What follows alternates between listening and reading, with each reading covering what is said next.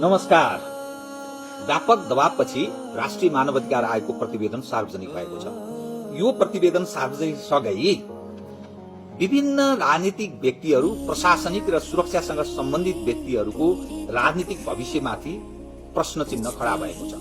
प्रश्न चिन्ह त खडा भयो, तर कार्यान्वयन कति सम्भव छ भन्ने अर्को एउटा थप अतिरिक्त प्रश्न उठेको छ। राष्ट्रिय मानवाधिकार आयोग त्यही आयोग हो जसलाई तत्कालीन कांग्रेस कम्युनिस्टवालाहरूको सहमतिमा, उनीहरूको सिफारिसमा गठन भएको थियो, जसमा तपबहादुर थापा मगरदेखि लिली थापादेखि विभिन्न व्यक्तिहरू चयन थिए। उनीहरूले तयार पारेको त्यो प्रतिवेदनले के देखायो भने तत्कालीन प्रधानमन्त्री केपी शर्मा ओली, तत्कालीन गृहमन्त्री रमेश लेखक र तत्कालीन सूचना तथा संचार मन्त्री, संचार तथा प्रविधि, सायद एउटा मन्त्रालय संचार मन्त्री भन्नुहोस्, संचार मन्त्री पृथ्वी सुब्बा गुरुङ लगायतलाई जेएनजी विद्रोह दबाउने नाममा भएको व्यापक ज्यादती, उनीहरूले गरेको गलत कुकर्मका कारण उनीहरूमाथि केपी ओली, रमेश लेखक, केपी ओली नेकपा एमालेका अध्यक्ष तत्कालीन प्रधानमन्त्री, रमेश लेखक नेपाली कांग्रेसका नेता तत्कालीन गृहमन्त्री, पृथ्वी सुब्बा गुरुङ नेकपा एमालेका नेता तथा तत्कालीन संचार मन्त्री, उनीहरूलाई 5 वर्षसम्म चुनाव लड्न नपाउने, 3 वर्ष विदेश जानबाट प्रतिबन्ध लगाउन, निषेध गर्न भनेर सिफारिस गरेको छ र उनीहरूमाथि मानव अधिकारको गम्भीर उल्लङ्घनको आरोप पनि लगाइएको छ र कानून बनाएर उनीहरूलाई सजाय गर्न सिफारिस गरेको छ। अर्थात् पश्चातदर्शी कानून बनाएर भए पनि यिनीहरूलाई कारवाही गरेर कठघरामा उभ्याउ, यिनीहरूले अपराध गरेको छ भनेर भन्छ। अर्को, अब भर्खरै निवृत्त भएकी मतलब पूर्व प्रधानमन्त्री सुशीला कार्की, जो यो संविधान अन्तर्गत प्रधानमन्त्री पनि भइनन्, तर उनको भूमिकामाथि शंका उत्पन्न गर्दै सुशीला कार्की तत्कालीन प्रधानमन्त्री, ओम प्रकाश अर्याल तत्कालीन गृहमन्त्री, गौरी बहादुर कार्की जसको नेतृत्वमा जाँचबुझ आयोग बनेको थियो, र रवि लामिछाने जो अहिले राष्ट्रिय स्वतन्त्र पार्टीको सभापति छन्, यी सहित 43 जनालाई थप अनुसन्धानका लागि सिफारिस गरेको छ। थप अनुसन्धान गर्नु भनेर सिफारिस गरेको छ। रवि लामिछाने त त्यो जेल ब्रेक गरेर, जेल ब्रेकर भन्दै उनीमाथि फौजदारी अपराधको सिफारिस गरे। उनले फौजदारी प्रकृतिको अपराध गरेको हुनाले उनलाई कारबाहीको दायरामा ल्याउनु भनेर पनि सिफारिस गरेको छ र पश्चातदर्शी कानून बनाएर यिनीहरूलाई कारबाही गर्न भनेको छ। अब यसदेखि बाहेक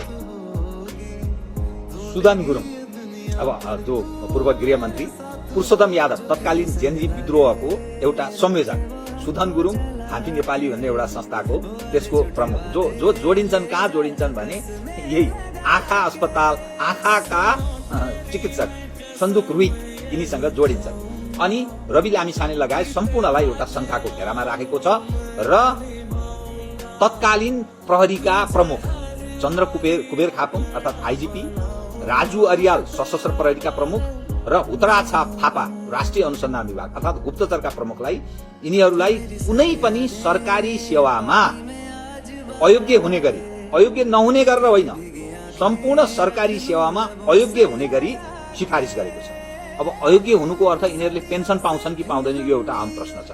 र यसदेखि बाहेक सेनालाई केही कमजोरीहरू भएको भनेर भनेको छ र 2 कमान्डरलाई कारबाहीको सिफारिस गरेको छ। एउटा शीतल निवासको हेरचाह गर्ने कमान्डर र दोस्रो सिंहदरबारको हेरचाह गर्ने कमान्डरलाई कारबाहीको सिफारिस गरेको छ भने, अनि विभागीय कारबाहीको सिफारिस गरेको छ भने हालका आइजिपी धनबहादुर कार्की अनि सशस्त्र प्रहरीका प्रमुख आइजिपी अर्थात् नारायण दत्त पौडेल र तत्कालीन डीआईजी विश्व अधिकारी अनि ओम राणा, जीवन केसी राष्ट्रिय अनुसन्धान विभागका यिनी अधिकृत हुन्, कृष्ण खनाल र प्रमुख जिल्ला अधिकारी, तत्कालीन प्रमुख जिल्ला अधिकारी छवि रिजाललाई विभागीय कारबाहीको लागि सिफारिस गरेको छ। अब विभागीय कारबाही भने के कारबाही गर्छ?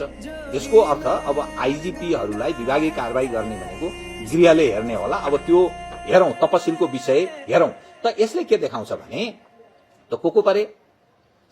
नेकपा एमालेको अध्यक्ष, नेकपा एमालेको नेतृत्व पंक्ति, नेपाली कांग्रेसको तत्कालीन नेता, गृहमन्त्री, कांग्रेसको नेतृत्व पंक्तिका मानिस, तत्कालीन प्रहरी, सशस्त्र प्रहरी, नेपाल प्रहरी, सशस्त्र प्रहरी, राष्ट्रिय अनुसन्धान विभाग अनि प्रमुख जिल्ला अधिकारी र त्यसका विभिन्न जिम्मेवारीमा रहेका तत्कालीन र पछिल्लो समयका विभिन्न जिम्मेवारीमा रहेका व्यक्तिहरू, उनीहरूलाई जो अहिले महत्त्वपूर्ण जिम्मेवारीमा छन्, उनीहरूलाई कारबाहीको सिफारिस गरेको छ।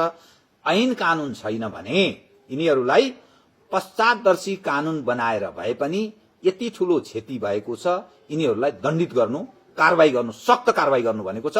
र आन्दोलनमा शरीक भएका राष्ट्रिय स्वतन्त्र पार्टीका विभिन्न नेताहरू, सांसद जो अहिले छन्, कोही मन्त्री छन्, कोही महत्वपूर्ण जिम्मेवारीमा छन्, उनीहरूलाई कानून बनाएर कानूनी कठघरामा उभ्याउन भनेको छ।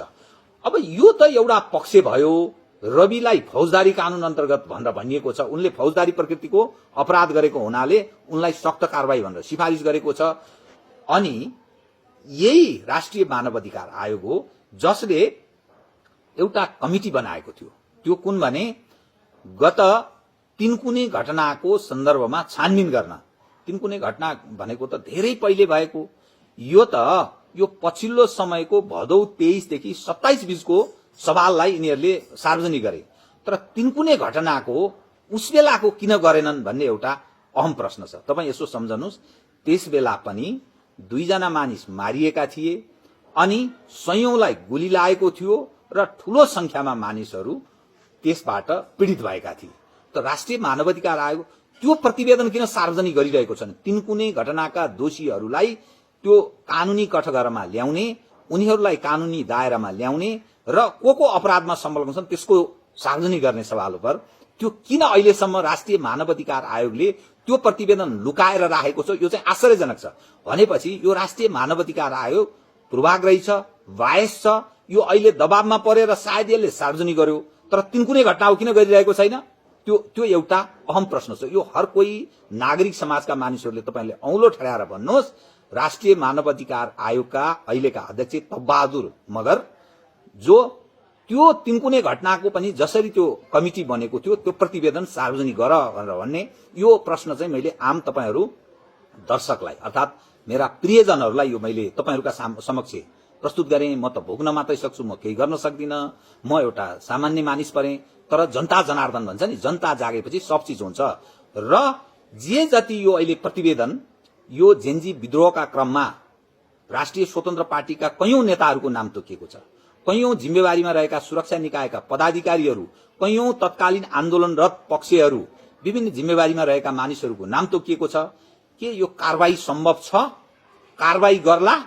किनभने 3 वटा सुरक्षा निकाय, नेपाल प्रहरी, सशस्त्र प्रहरी, राष्ट्रिय अनुसन्धान विभाग र तत्कालीन प्रशासनिक मानिसहरू, सायद गृहको बारेमा बोलिएको छ, गृह सचिवको कुरा छ, त्यसपछि तत्कालीन प्रमुख जिल्ला अधिकारी छ, अथवा अरू जो जिम्मेवारीमा रहेका व्यक्तिहरू र आन्दोलनरत पक्षहरू, सुशीला कार्कीदेखि ओम प्रकाश अर्यालसम्म जो आन्दोलनमा भिडेका थिए, यिनीहरूलाई पनि कारबाहीको सिफारिस गरेको, थप अनुसन्धान गर्ने भनेर भनेको छ।